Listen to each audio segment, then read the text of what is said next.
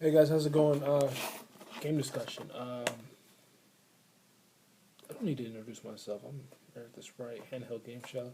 But this is Persona 4 Golden. Get acquainted. Good game. Let's talk about it.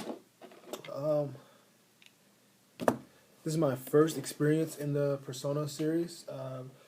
In the Tamegame Tensei series. I always butcher it when I need to butcher it. I'm sorry. I really have a problem saying that. I'm someone who prides himself on how they pronounce things. But in that manner, I give up because I've been thinking about it for like the last 10 seconds. This is a game that released in 2008 initially by Atlas, which is developed by Atlas. I don't know who it was published by, but I know it was developed by Atlas. Atlas has since been acquired by Sega. So moving forward, they've said they're going to allow Atlas to do their own thing, which is good because I like what they did here in this game. This was a PS2 game, well in the life cycle of the PS3. This game could have came at a great time for the PS3. Like, the PS3 was struggling. If you could go back to 2008, I think, of course, Grand Theft Auto launched on all platforms, and Xbox was established and it was doing well, and people were coming out for the PS3 and saying that, you know, we can't develop for this thing. With the Blu-ray wasn't really a big thing for it. It was just the infrastructure. They just really didn't know how to harness the power of that thing. And then it heated up later. But if this game would have launched in 2008 alongside Metal Gear, which I believe also launched in that spring of 2008, which is kind of weird because Metal Gear games normally tend to release around the fall. But well, I take that back. Phantom Pain, that demo released in the same week as Infamous, which was I believe March. But I digress. Persona 4. You start off as the hero of the story. He's referred to as the hero. You can change his name, kind of like Fire Emblem Awakening, which we discussed several weeks ago. If you didn't check that video, check it out. But you meet, you meet five friends. Probably four of them are likable. I don't like Reset. Big whoop, deal with it. But you're this kid that moves to this town to stay with you, your cousin. Um, well, Jima's your uncle, isn't he? Anyway, you move in with Dejima and his daughter Nanako-chan, and it's a great experience from there. You start off going to school, learning the town, exploring the world, and really, getting your hand held. And it's not like a boring handheld. It's just, it's kind of like how it should be. A game has great pacing, and it really puts you in the mind frame of a student. Like, I'm trying to get used to this game. He's trying to get used to the class. It's kind of a perfect balance in the sense that you'll be entertained. It's not stupid.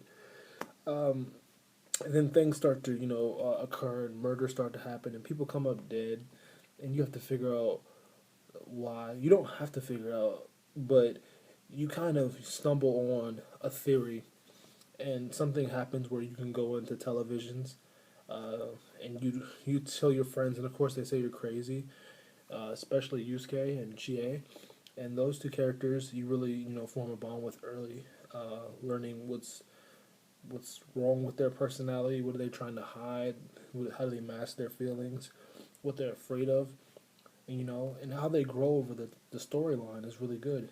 And Yukiko is also another great character, which you seem to should be able to enjoy. This game really made me appreciate dungeon crawlers in their depth, and it isn't mindless, battles until you find the door. It isn't, gang up on a whole bunch of potions, and hopefully you can make it through the corridors. But I mean, it does come to that, but it's more than that. You see games like this really emphasize that the experience of what you're doing, you know, plays a big enough part in the plot just as much as a cutscene. And we see that a lot of disconnecting games. And I really didn't get disconnected once I finished, the second, the third. Once I got what's his name, Kanji. When I got Kanji, you really, things really come together, and it becomes an enjoyable experience, which I do not want to give away. But I will tell you, this game is a must play for any Vita owner, any RPG fan who's a Vita owner who's looking for something that they haven't played. Please play this game. If you played the original version, this game has even more content, and so I would suggest you play this game as well. I got the bad ending. We'll get to that later, or not at all, because I really want to talk about it. Once I saw the good ending, it was actually a decent ending, but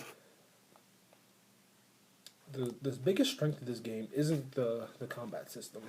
As good as the next step of what Pokemon should be, I wouldn't say what should be. What Pokemon could be in terms of depth and how Pokemon are used.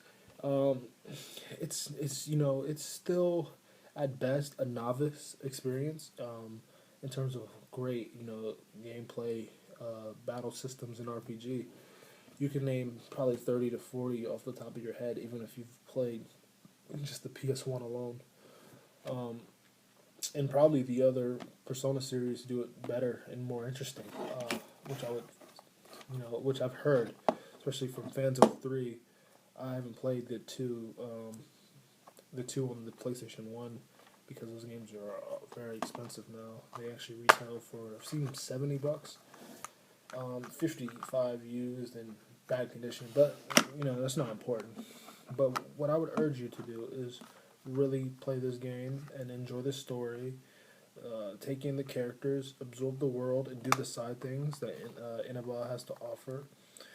Learn characters and really embrace the roles of these characters because it's quite simple to do. You just experience. I know a lot of people say it starts off so slow, but then again, you're learning how to play this game. This game, whenever you die in this game, you understand why you died, or the one move that you could have prevented yourself from dying. It's not like you just died because of a fluke attack. I mean, sometimes that does happen. If you defend and it gets through, and sometimes you'll miss an attack.